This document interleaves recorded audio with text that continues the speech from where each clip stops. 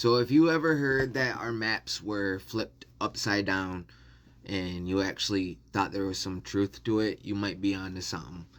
So down in Antarctica, on some of the oldest maps, some of our oldest maps are maps copied from older maps that were copies of older maps from ancient times. The further back you go, the more advanced they were.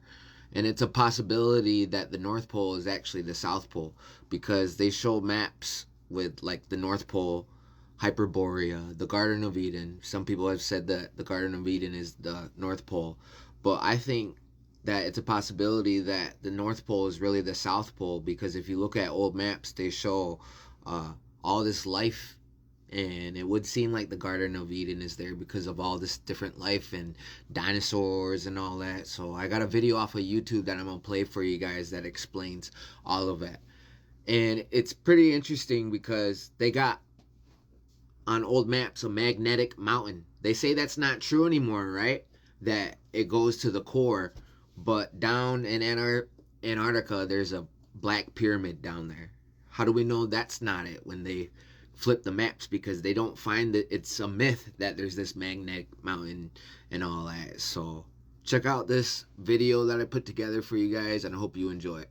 But what was on Antarctica during this era of folklore and myth? Was it really the Garden of Hesperides, or the sacred land of Shambhala, where the gods resided? If we look close at some of the more detailed maps, we can find clues into what types of creatures inhabited this land, or at least what early map makers believed was there, and possibly what these ancient maps that have been lost to us showed as well. The Piri Reis map itself, which we know to be based off older source maps, shows very interesting creatures. It shows some deer and bovid-like animals, and even a large snake, possibly correlating to certain species that were alive during the Pleistocene. Paleontologists have not found a deer-like species, but do believe that it very well may have existed in South America during the Pleistocene.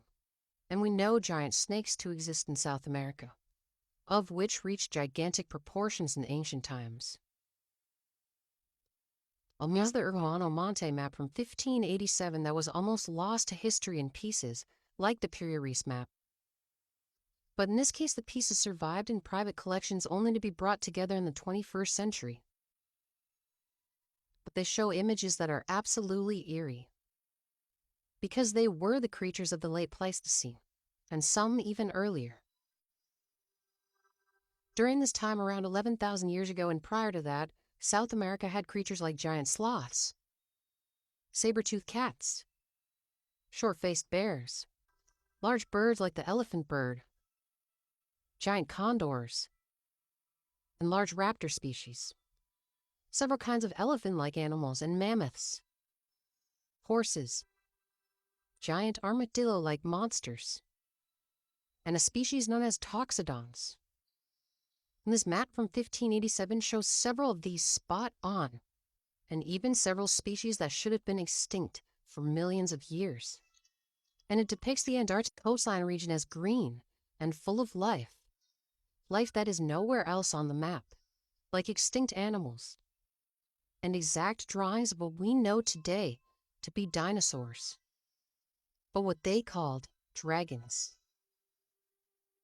And near the South American region, it shows elephants, giant birds like the elephant bird and terror bird,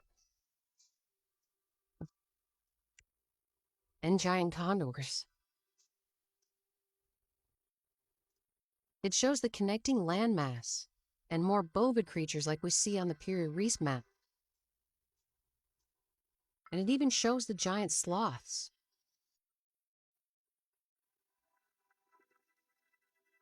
And the toxodons, as well as the ankylosaurs, whose fossils have been identified in Antarctica. And the Edaphosaurus, or the Dimetrodon dinosaur. Man did walk with dinosaur. Also giant crocodilians, giant apes, massive insects, and other weird dinosaur-like creatures.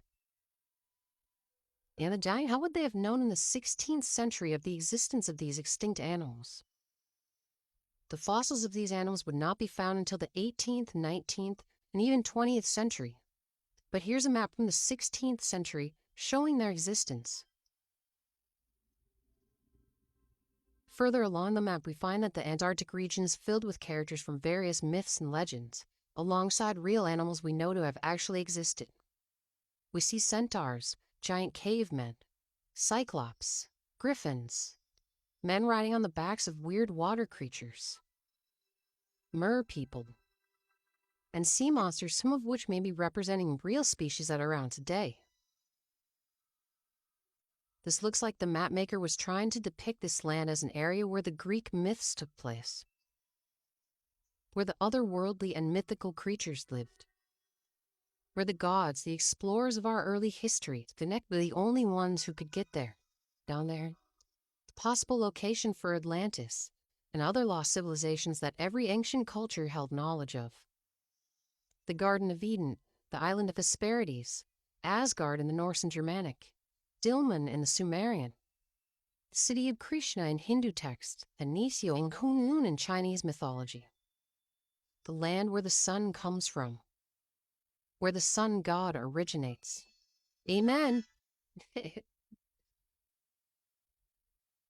the late 1800s, British-American antiquarian Augustus Le Plongeon came up with the theory of a lost continent, somewhere to the west of Mexico, when he translated the Maya Madrid Codex in the